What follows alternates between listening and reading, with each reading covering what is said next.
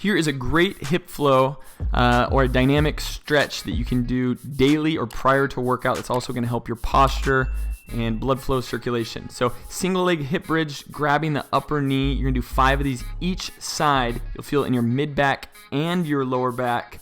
So 2 rounds of that at 5.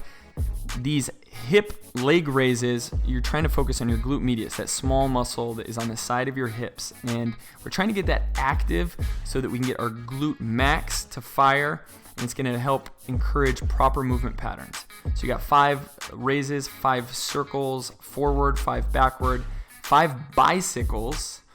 Again, you're working against gravity here, and then 5 reverse bicycles, and then we're going to roll over, do the same thing.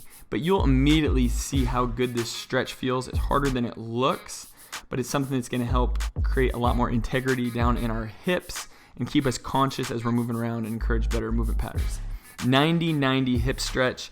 Your hips might not be here today, but the goal is to try to get 90-90, switch around and try to correct that pelvic tilt and aim for good posture like you got a name tag on.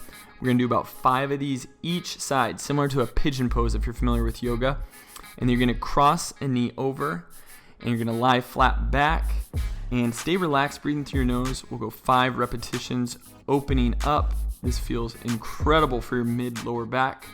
And then we'll go right over to the other side.